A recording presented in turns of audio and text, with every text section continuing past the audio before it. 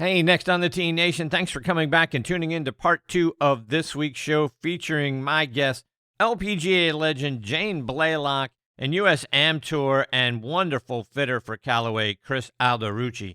Jane and I spent some time going back and looking over this year's U.S. Senior Women's Open played in my hometown of Pittsburgh at Fox Chapel Country Club. We'll hear about her experiences there and what she saw about the tournament, the players, and, of course, the golf course as well.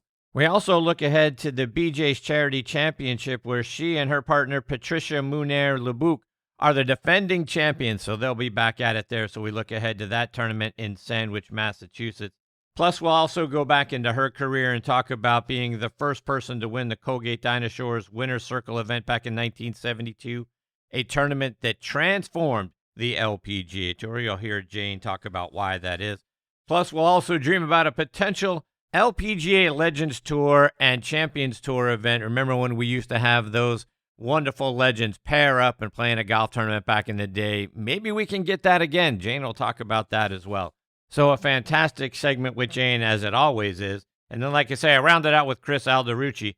Chris is one of the dominant players on the U.S. Am Tour in his division. We'll talk about that tour and his play there. He's also played just about every great course in our country. It's amazing the hookups that Chris has, so we'll talk about that. Plus, get into the fitting side of the business. As you guys know, I talk about all the time how important it is to get fit for your clubs, not just buying them off the rack. Chris is going to talk about that as well. So sit back, relax, let us take your mind off everything else going on in your life for the next hour or so. All right, now back in next on the tee with me, just like you heard Dr. Bob say, is LPGA legend Jane Blalock. Jane has become a wonderful friend of the show over the last several years. Let me remind you just a little bit about her background. She is from Portsmouth, New Hampshire. She played her college golf at Rollins College down in Winter Park, Florida, just outside of Orlando, where Doc is. She graduated with her degree in history. She was inducted into their Hall of Fame in 1977. She won the New Hampshire Amateur Championship 3 times. She won the Florida Intercollegiate Championship in 1966 and the New England Amateur Championship in 1968. Turned pro in 69 and was named LPGA Rookie of the Year. Got her first win right here in Atlanta at the 1970 Lady Carling event. She was named the most improved golfer out on the LPGA Tour in 1970 and 71. Jane won the inaugural Dinah Shore Colgate Winner's Circle tournament, which was the richest prize ever on the LPGA Tour at the time. And she would go on to win the Colgate Triple Crown in 1975 and 77. She teamed with Raymond Floyd to win the Mixed Championship in 1978. And like Doc mentioned, she holds the professional golf record for most consecutive cuts made at 299. And to give you some frame of reference, Tiger Woods has the record over on the PGA Tour, and that's at 142 consecutive cuts. So we would have to double it and add 15 just to tie Jane. In 1983, she became only the 7th player in LPGA Tour history to earn $1 million in career earnings. She was named the 1985 Comeback Player of the Year, coming back from a herniated disc in her back. And like Doc said as well, she won 27 times on the LPGA Tour, 4 times over on the Japanese Tour. She was inducted into the Legends Hall of Fame in 2014, the New Hampshire Golf Hall of Fame in 2018, and how she is not in the LPGA and the World Golf Hall of Fames remains a mystery to me, but I couldn't be more honored. I get to have her back with me again this week here on Next on the Tee. Hey, Jane, how are you? Hey, Chris, I'm great. Thank you. Wow, that's like a lifetime ago. You got a lifetime full of stuff, let me tell you. What an amazing I do. career. Yeah, life has not been dull. It has not. I hope you got to hear Dr. Bob Winters to send along his hello and how much he admires you. Well, I did, and that was so much appreciated. It's always, so heartwarming to have accolades of someone, who is so accomplished.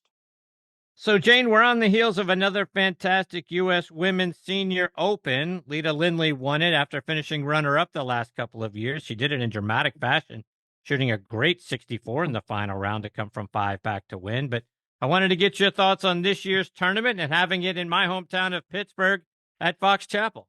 Well, first of all, I have had the chance to play that golf course, not during this particular Women's Senior Open, but what an amazing round by Leta. I mean, she is, she's not a name that everyone knows.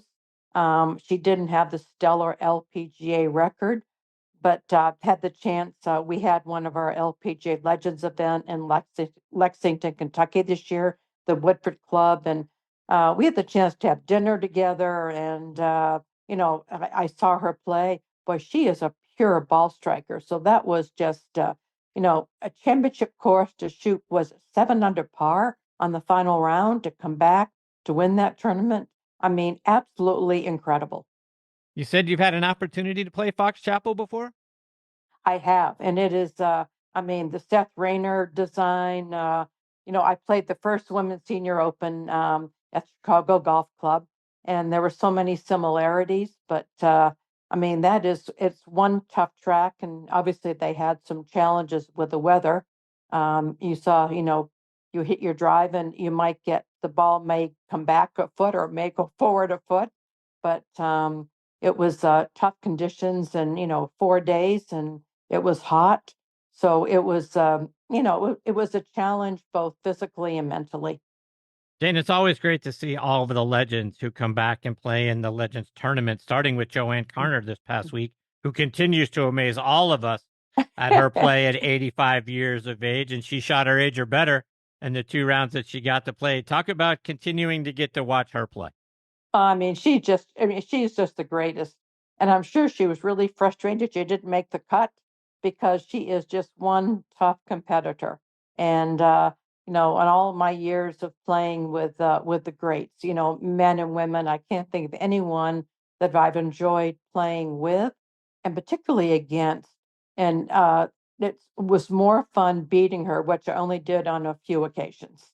But she was the ultimate competitor, and it's amazing at what 85 years old, Right? and her golf swing still looks great. But it's her personality, her whole persona, everything about her is just it's extraordinary. She's one of a kind, and sad to say that I think we've seen the last of the real personalities in the game, and she is it. So why do you feel that way? Why is it that way? I mean, I agree with you, by the way. I would love to see more personalities out there, but I'm starting to see fewer and fewer of them as the years go on.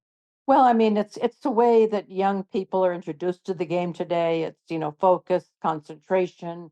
You don't want distractions, but yeah, I mean, when I spend time with my friends at our Legends Tour events, if it's, Pat Bradley, Jan Stevenson.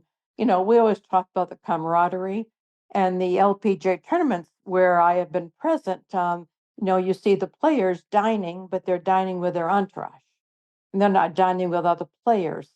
And the interaction, I mean, you get some of it, um, but it seems a bit forced. But I think it's such huge business now. The money is ginormous, and it's a different world. And playing for the love of the game. Karner was long time amateur. It was, I mean, a few decades before she turned professional, and but she never lost that magnetism and that love of the game. Jen, you mentioned the money in the game now, and you're right, it is ginormous. I start to wonder, is it sustainable?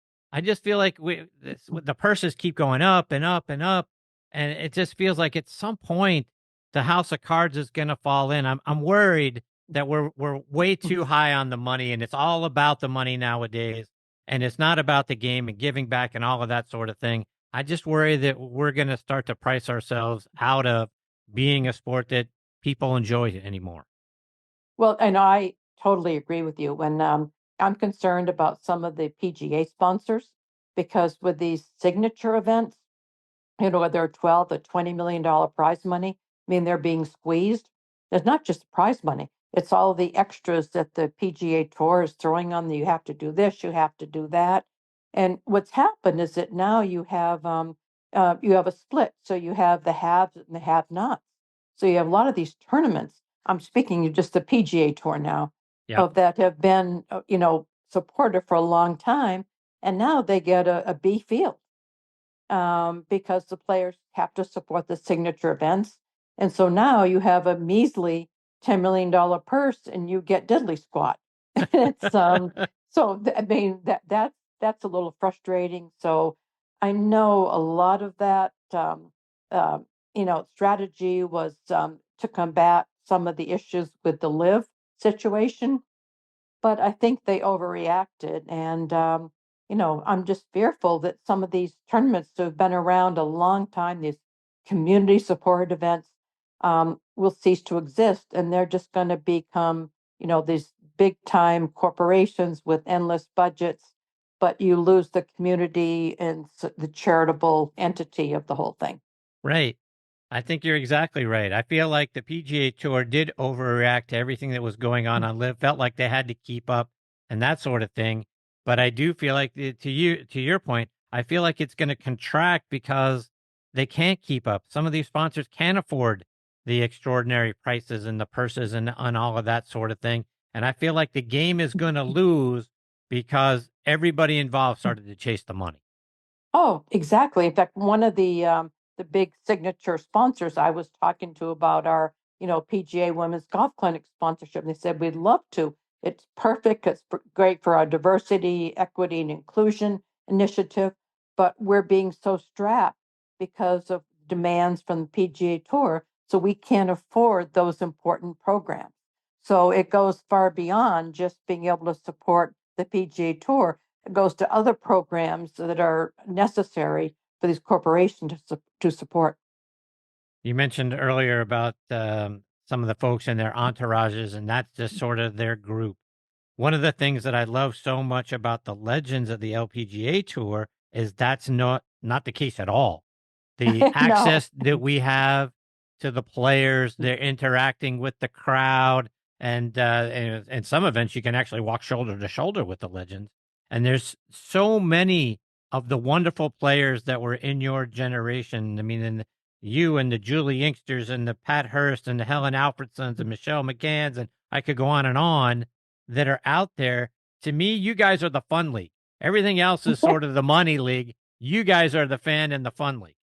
Yeah, we wouldn't mind some money too, but that's what No we are. doubt. We definitely are the fun league. I mentioned we had a tournament in Lexington, Kentucky, the Woodford Club, which was great. And so there were, let's see, 28 of us, all the names you mentioned, Hall of Famers.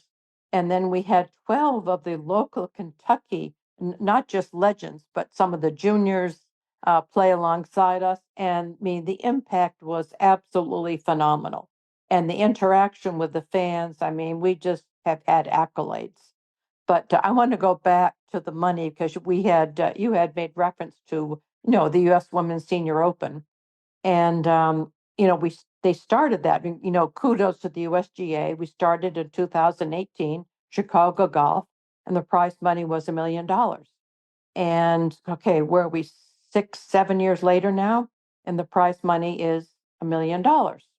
And if you look at the escalation of purses, the U.S. Women's Open, it was 5 million in 2018. This year it was 12 million. And you look at the men's, the U.S. U.S. Men's Open Championship, and the purse is 21.5 million. The senior men's open is 4 million. So there's a little disparity. I mean, yes, great, we have a women's senior open, but I think it's time in this whole with the emphasis on equity that they need to raise the bar a little bit.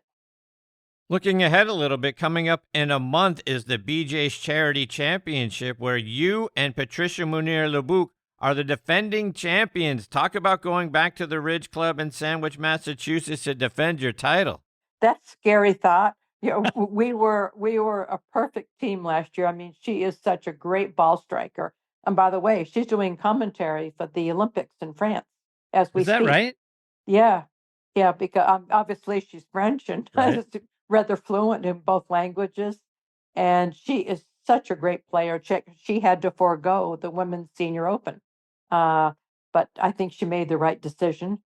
And but I had my magic wand working, the most important part of the game. Those who make putts win. And so it was great. Yeah, we played together in Kentucky, and we weren't quite as good at that event, but we're looking forward to the BJ's in September. Yeah, and it's going to be back right at the Ridge Club there in Sandwich, Massachusetts, right? That's right. Yep. And by the way, BJ's in that term, they raised over $4 million for charity in that event. It's extraordinary. We have a pro-am the day before on Thursday, and then the team championship on that Friday. So it's an extraordinary event. I said, with a great field and all the players that and that we have talked about. Jane, just a couple more before I let you go. And we've talked about this in the past, but I think it bears repeating for those who haven't joined us previously. You won the first Colgate Dinosaurs Winner's Circle event back in 1972, an event that many people say transformed the LPGA Tour. And I kind of wanted to get your perspective. Could you sense at that time that things changed after that for you and your peers out on the tour? Oh, dramatically. Yeah, it definitely, I mean, it was just a tremendous change. It went from kind of being a barnstorming group of players playing in, locally Chamber of Commerce supported events to major U.S. corporations recognizing how important women's golf was. The national TV, the celebrities they had involved, Dinah being obviously the most important, and the resources that Colgate put behind it, and the television coverage. I mean, it definitely was, that was the turning point of women's golf. I used to love watching fall events when the LPGA players would team up with the PGA Tour players back in the day. We used to have the Wendy's 3-Tour Challenge, which would also include the Champions Tour players. Last fall, we got the Grant Thornton Invitational that had the PGA Tour and LPGA Tour players paired together. Why can't we get something like that for the Champions Tour and the Legends of the LPGA Tour? I think Oh, that would be it would fantastic. be, we've talked about it. Jim Colbert and I were good friends for years and talked about it because we had the mixed senior. It was a J.C. Penney event at the Bardmore and down in the St. Pete area. And my partners were Hale Irwin, Tom Pertzer. I mean, it was so much fun.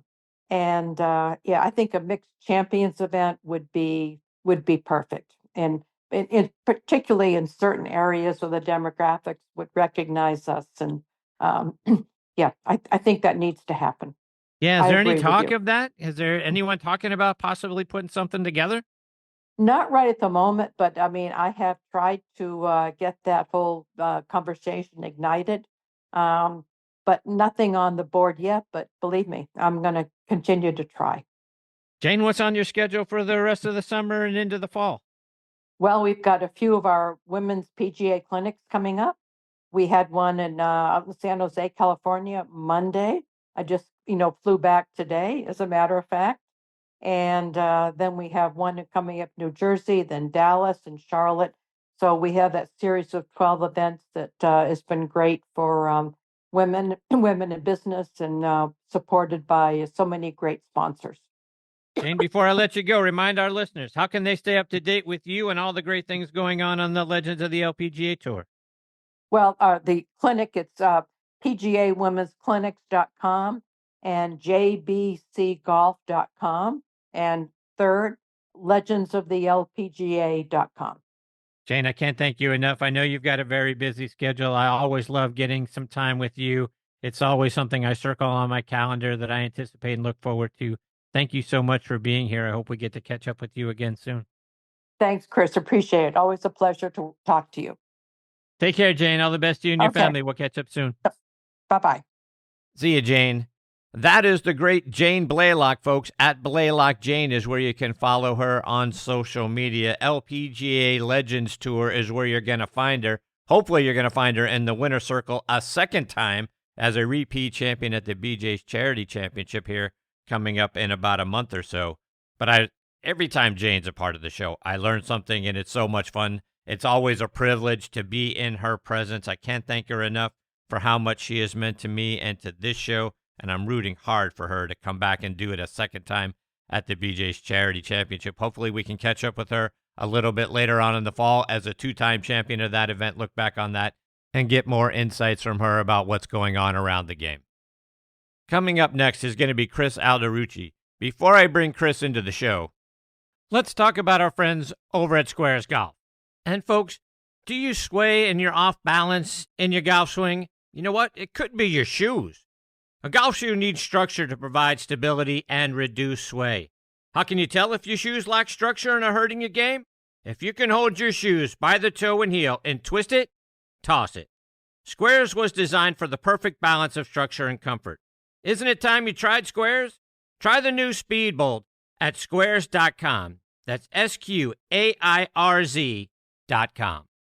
Frustrated with your golf game? Imagine playing with total confidence. Join me, LPGA Pro and golf mindset expert Debbie O'Connell, for my Conquer Your Golf Mind Challenge. Bill cut 6 strokes, and Lori is club champion. What's your goal? Click the link or text NEXT to 727-339-0106. Use code NEXT for $20 off. Your tee time for transformation is now. Will you take the shot?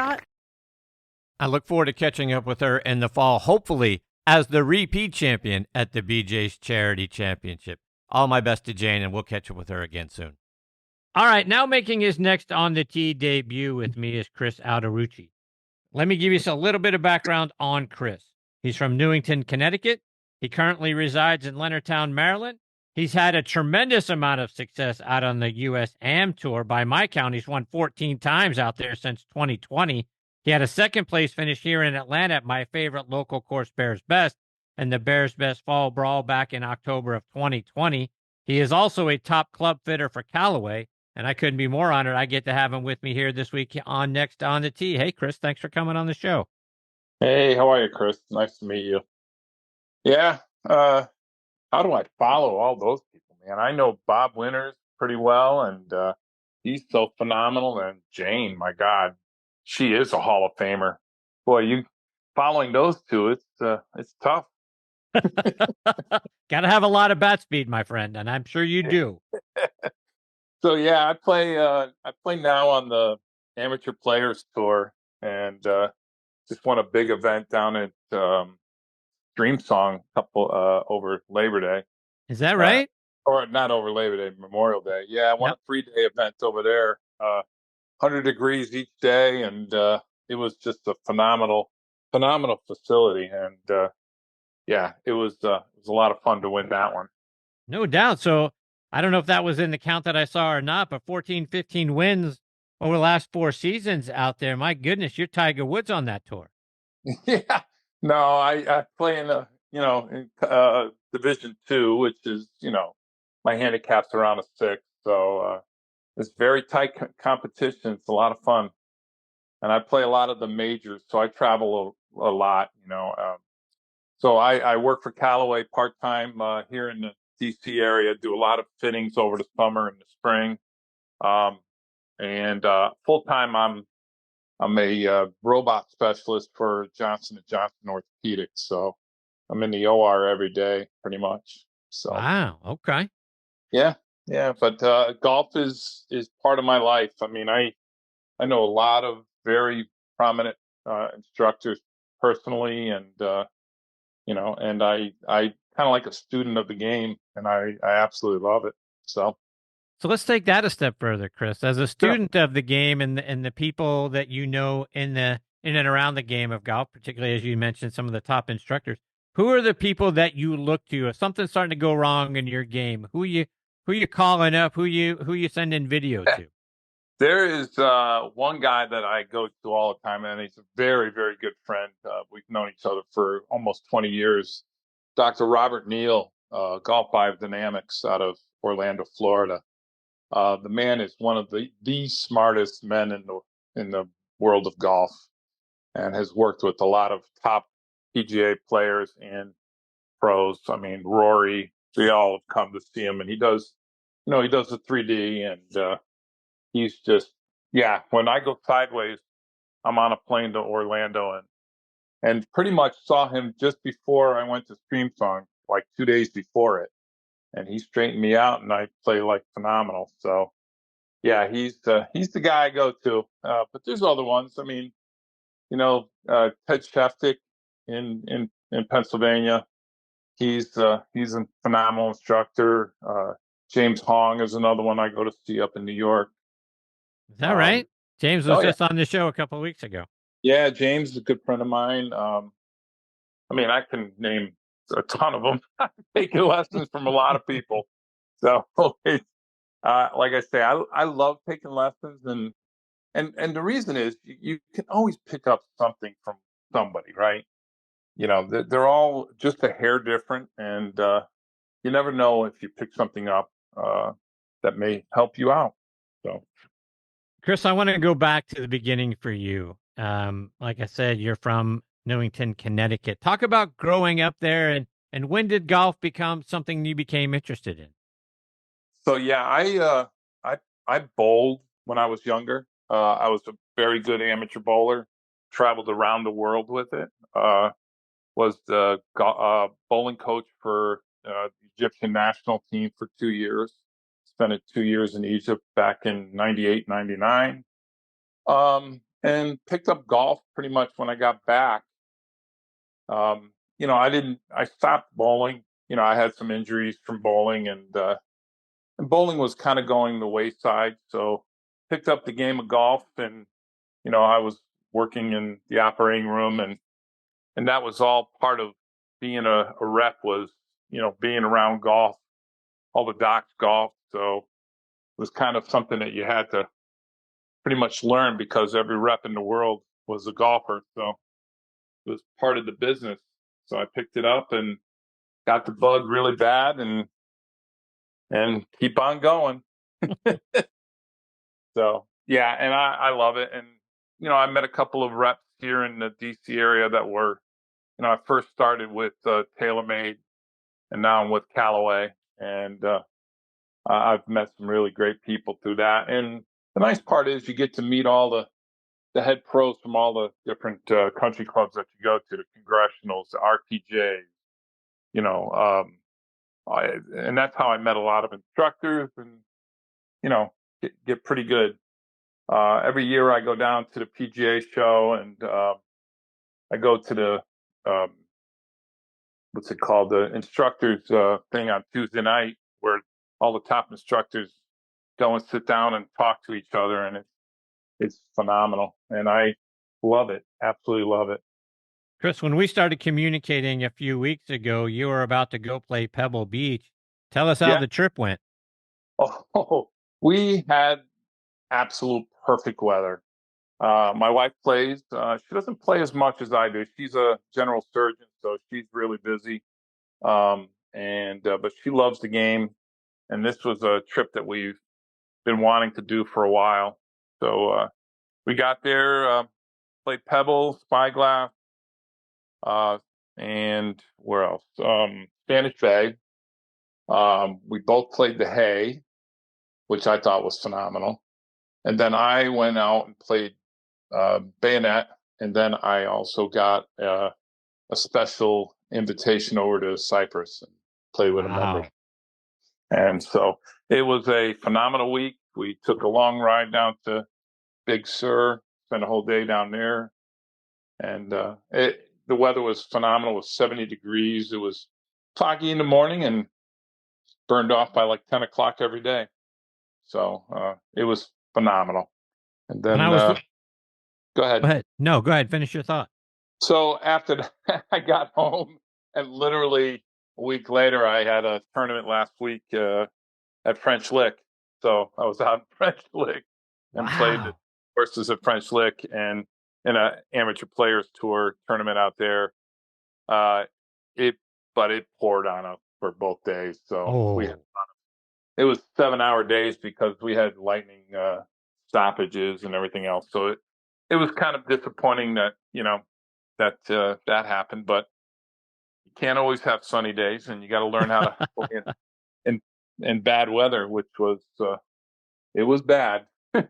So yeah, you do got to learn to play in bad weather, but it must stink to get an opportunity to play, because I've played up at French Lick, and those courses are absolutely phenomenal. And the wind and the rain I can't imagine what it's like playing that die course, trying to deal with the course itself and then the rain on top of that. Yeah, I shot 85, I think. Yeah, it was it played long and it was brutal. No But it's doubt. so beautiful there. Oh my God. Both Right. courses are just fantastic. I can't wait to play it next year because they have a tournament there every year. So I'll get out there again, I'm sure. Well, speaking of fantastic courses, when I was looking over your Instagram page, it looks like you've played at a lot of fantastic courses, including TPC Sawgrass a year Mm-hmm. ago, May. I saw a video of you teeing it up there on 17. I got to ask Yeah. you, I saw you hit the shot. I didn't see the ball land. How'd you do? Parred it. I got it to the upper level and had a long putt down, and the tee was down in the back level, and got it to about, I don't know, 2 feet, and then made the putt. So yeah, parred it. So I've played it a couple times. I've played 17 probably like 5 times, and I've had, I think, 4 pars and a double bogey when I hit one in the water and had to go to drop area. But yep. What about some of the other places you've had an opportunity to play? Because it looks like you've played a ton of fantastic golf courses. Been really lucky to play a lot of amazing golf courses. I've played Oakmont. I've played Bethpage Black numerous times. I have a friend who's a New York City cop there that has a little hookup, and so we don't have to go wait in the car. We just he makes a phone call and gets us on. But yeah, I've played some, Arcadia Bluffs. You know, I've played Whistling Straits. I've played numerous Banded Dunes. All the courses out there, and yeah, and I'll be honest, I'm lucky, right? I am a lucky person. I have a phenomenal wife. She knows that I have this urge on playing golf, but she says, "Look, I'd rather you be on the golf course than in a strip joint." So, so That's awesome. yeah, I love when she says that. She goes, my friends, my neighbors or anything, man, he's always playing golf. She goes, yeah, but he could be in a strip joint, so I'd rather know that he's on a golf course. That's funny. So, So you yeah, got to tell she's. me about Bethpage Black. I mean, did you play it from the tips? Did you get the heck beaten out of you by the course? I have never played it from the tips. I've played it, I think, one time from like 6,800, and well, a lot of times from 6,800, and that is brutal. And it's a brutal walk. It's not an easy golf course, and yeah, it's kind of funny because you get up there and you got an early tee time, and you know there's a big, huge Korean population up in New York, and they just play golf like you can't believe. And you get to the tee box, and there's 50 people standing around the tee box on the first tee, and it's elevated, and you're hitting down a chute down to the corner on number one. And I always love when you hit a drive and you hit one really good, and they're all like, "Ooh, ah, ooh, ah." It's just absolutely hilarious. And it's so much fun. And back then, you would get caddies, right? And some of the caddies were, God, they live in their car, and, and you get these guys that come out and caddy for you, and they're smelling like, oh, you don't even want to get near them. But yeah, it's pretty funny, but it's a phenomenal place. Bethpage is a very special place. I can't wait. What do you have? When is it? The Ryder Cup's there Yeah, next year? next year. That's right. Yeah. So I'm definitely going to be up there for that. That's going to be fun. Because the last time when yelling at Sergio and all of that, that's going to be tenfold for the Ryder Cup. You want? No doubt. It's going to be the New Yorkers. Look, I grew up in Connecticut. I lived my life in New York City. I mean, I lived in New York City until 2002. I moved after 9/11 down to Maryland, and that's how I met my wife. I met her in the operating room, and that New York is a different place. I miss it, but I don't. You know what I mean? And Mhm. it's a fun place. But yeah, people up there are brutally honest. they don't Right? they don't hold back at all. So it's a fun place. So you've played so many great courses. What's left on your bucket list? Where haven't you played that you want to? Um, well, I've walked on St. Andrews, but that's one of them that's coming up. St. Andrews, Carnoustie, a few others over there. I can't wait for that trip. Some of the new Bandon Dune courses are, interesting. But boy, I tell you, you gotta book that 2 years in advance. I mean, it's pretty tough to get on Bandon nowadays. Looking at it, but no, I'm always looking at places, and the nice part about um, my job for orthopedics is I travel a lot, right? And when I travel, my clubs come with me, and because most of the time in the operating room, we're done by 12, 1 o'clock, and so what am I going to do? Go and sit in a hotel? No, I'll go find a course nearby and play. And that's kind of what I do. So I play a lot of nice places, and a lot of my instructor friends have a lot of pull, and they can make phone calls and get me places. Jim McLean has got me on some really nice places. All these guys, they make phone calls for me, and Bernie Najar's another guy that's really phenomenal over at Caves, and so really great people, and they hook you up. Jim McLean's a wonderful friend of the show as well, so it's Yeah, good to and see that then you hanging out with him. we got at RTJ this year. We have what do you call it? Solheim Cup this year. Yeah, looking forward Right? to that. Played that last year after doing a demo day. They let us go out and play, and one afternoon, and that was what a special course that is. RTJ is going to be phenomenal for that tournament. It's going to be a tough place. That's going to be fun to watch. No doubt. Hey, Chris, I want to get to a couple of questions about club Sure. fitting because, as you've mentioned, Mm-hmm. you do that part time for Callaway Golf. How'd you get into the fitting side of the game?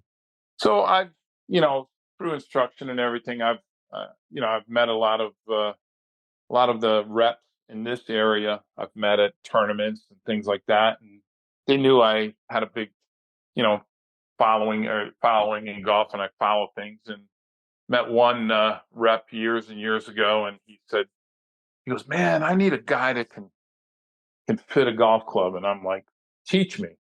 And he taught me, and I learned a lot. And now I'm, guys come and find me to get fit, and so I'm, I love it. I love doing it, and it's fun because you're not trying to you're trying to sell clubs, but you're really trying to fit people correctly, and if you explain to them what you're doing and why you're doing things, they understand. A lot of the public don't know what's going on. They just want to get the latest and greatest. But, I also don't want to steer people wrong and say, yeah, this driver's perfect for you when it's not, right? So you don't want to lie to people either. And that's the one thing I will tell them is, look, I'd love to sell you this club, but it's not for you. And, I think you might need a lesson before you need a club. Yeah. So there's plenty of those guys that they want the latest and greatest driver, and you just want to say to them, here's the guy's phone number, give him a call, So no, I enjoy it. I enjoy golf fitting a lot, and I'm really happy with Callaway.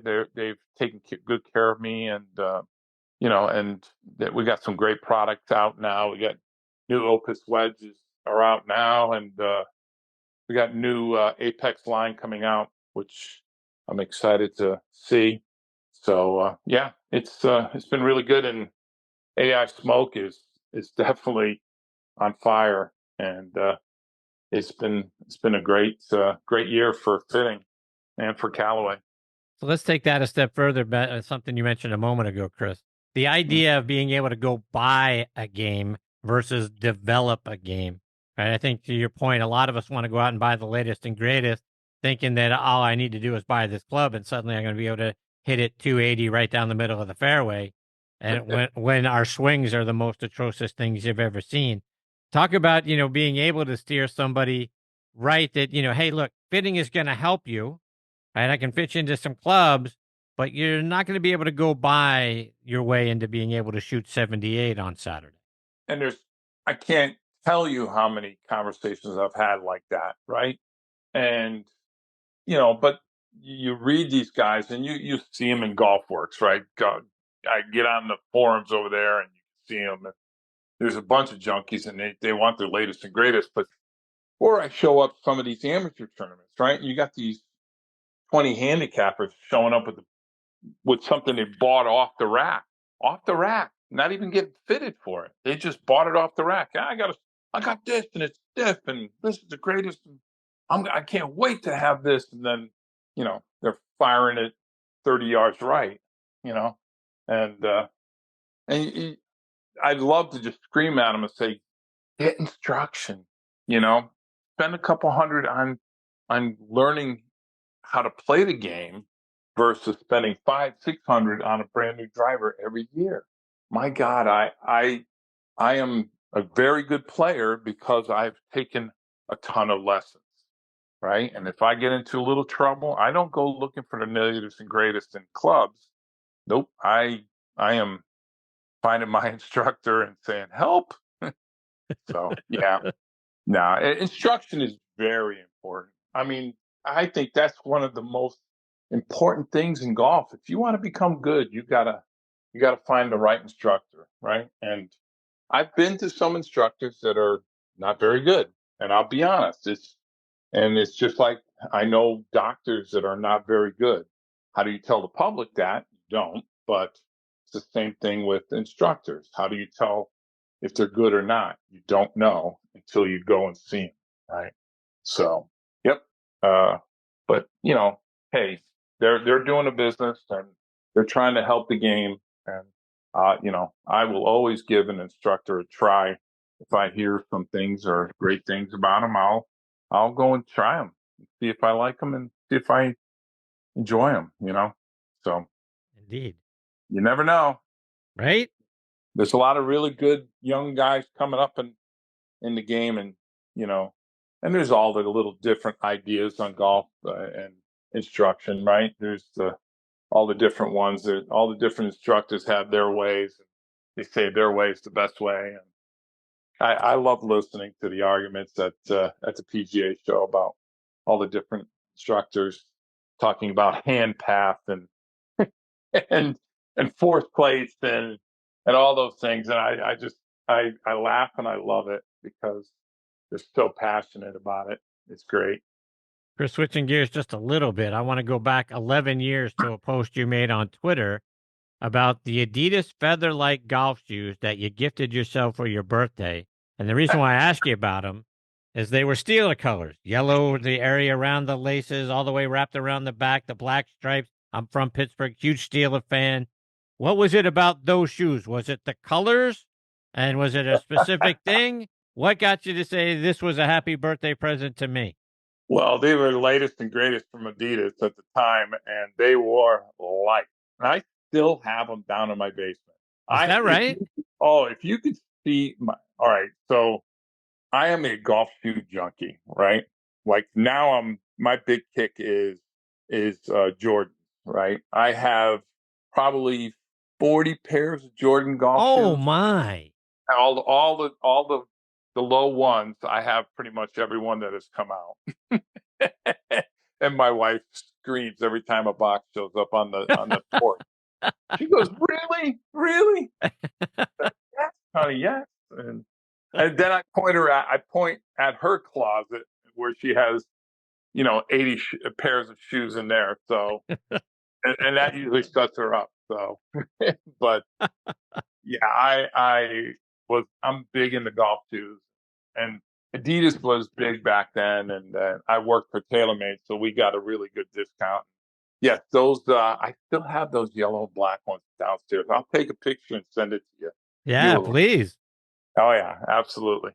And I had an outfit to go with every pair of shoes I had. Is Of that course. right? Oh yeah. Wow. So what'd you wear with the yellow and black shoes? I had a yellow Adidas shirt with black pant or black shorts, of Wow. course, and then black socks to go with the yellow and black shoes. Wow. And now I have a pair of Jordans that are black and yellow, and everybody, they're high tops and they're golf shoes, and everybody says, "Oh, you're Steelers," and I said, "Yeah, I guess for today."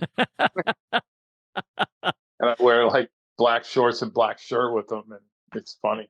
So I have my Yeah. steel shoes still. Yeah. That's awesome. If you wear the whole Steeler outfit thing with the black shorts and you got I'll to take a take a picture. picture. Yeah, you got to send me Absolutely. that too. Oh yeah, boss. Yeah, even though I'm a Giants fan, I'll wear it every once in a while for you. I appreciate you, Christy. How are Steelers looking this year, anyways? I don't know. I mean, I'm waiting with a lot of anticipation. There's been a lot of rumors that they might be on the precipice of making a trade with the 49ers for Brandon Ayuk at wide receiver. I don't know Ooh, what the trade would be. I don't know what would give up. I'm sure several draft picks would be amongst the capital I'm exchanging sure. hands, but I'm I would sure. guess there's a player or two. So I'm waiting to see if we pull that off, because what I Uh, can have happen is they're telling the rumor is that the Patriots and the Browns are in on it, and I can't have them end up in Cleveland. So whatever well, it's going to take, we got to make that happen. And the other interesting piece, Chris, is going to be deciding who the starting quarterback is going to be. They yeah, talk about it's going to be yeah. Russell Wilson, but I'm not sure how much Russ still has left in the tank, and Justin Fields is right behind him, and I can't I imagine that those two guys are going to be okay with one another. and me, I mean the Giants. Oh, oh boy. You had a little dust up. I read in with a practice with the Lions and Daniel Jones getting involved. That seems Yeah. like a recipe for disaster. Daniel Jones. Let's see what happens with him.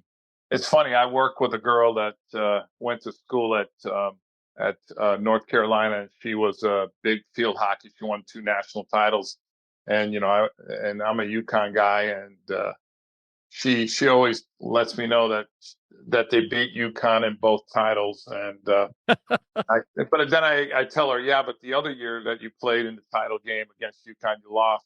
Laugh.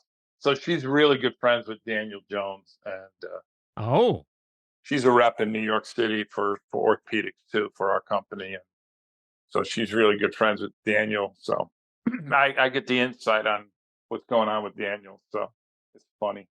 do you think, is he the guy? Is he going to be around? He's going to be the starting quarterback this year and years to come, or are you still I in the wait and see mode?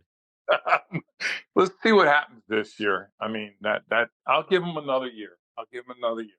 See, but if not, then they really got to go deep somewhere. They got to figure this out. So we'll see. What's your expectations for this season? Uh, I don't know. Honestly, I really don't. I we'll see. Who knows? I mean, I haven't been really looking hard at it yet. I'm still with my Yankees, so who we're finally waking up now. So Well, our resident director of instruction, as we call him, Tom Patry, is a huge Giants and Yankees fan as well. So my boy Tommy, I know Tommy very well. is that right? Oh yeah, oh yeah, yep, absolutely. I've taken lessons from Tom a few times.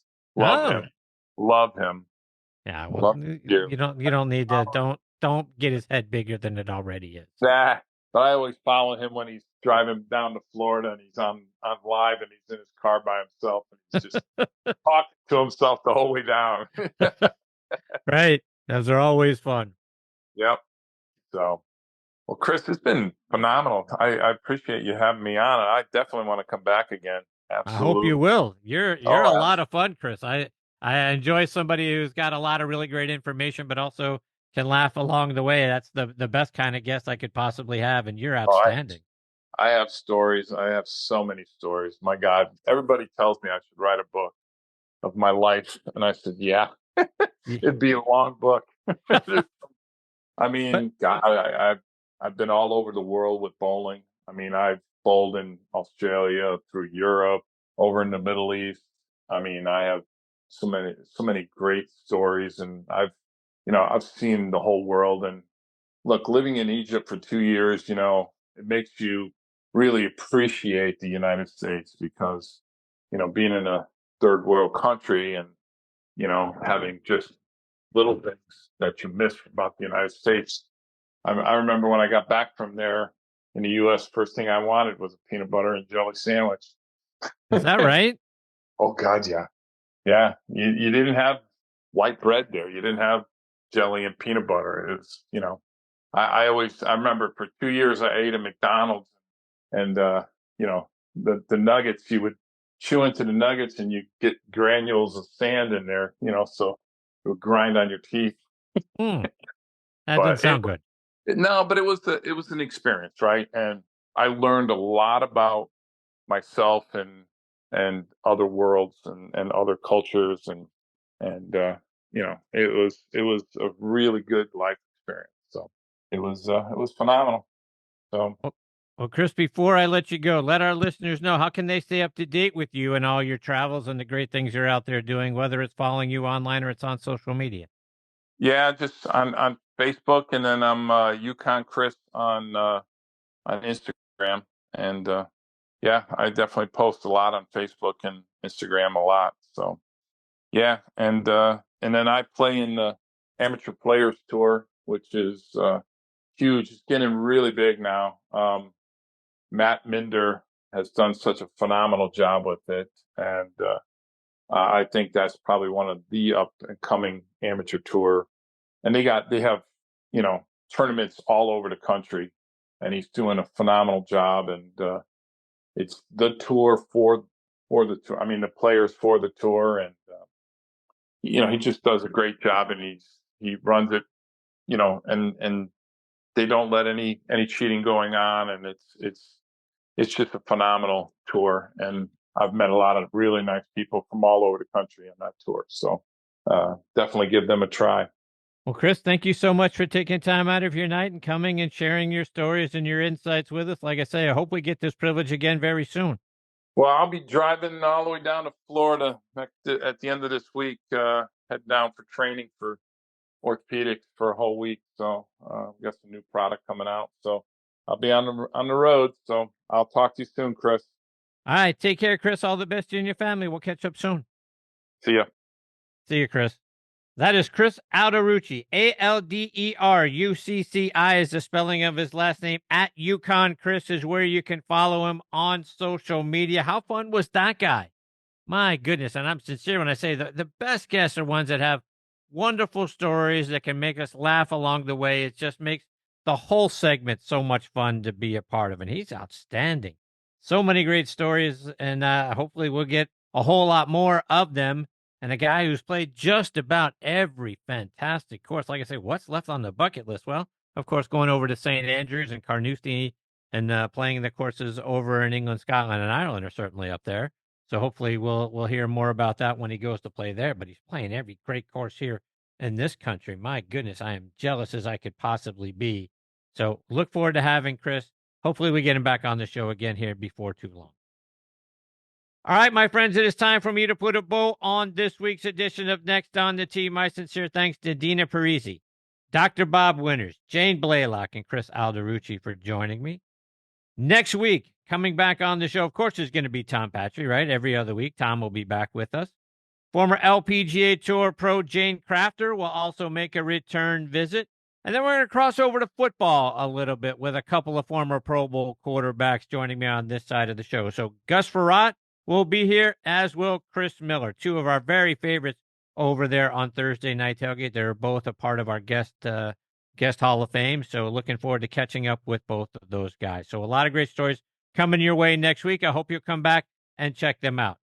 I want to thank our friends over at the Pittsburgh Tribune Review for hosting this show on their site. You can find it by going to triblive.com, and then when you click on the sports section, you're going to find the most recent episode for you right there on the homepage of the sports section. You can also then click on podcast, and then you're going to be able to see the Next on the Tee logo. When you click on that, most of the episodes from this season are going to be right there for you to go back and listen to as well. But most of all, like I say every single week on this show, my sincere thanks to all of you for being the greatest supporters in the history of podcasts. I appreciate each and every one of you so very much. Until next week, hit 'em straight, my friends.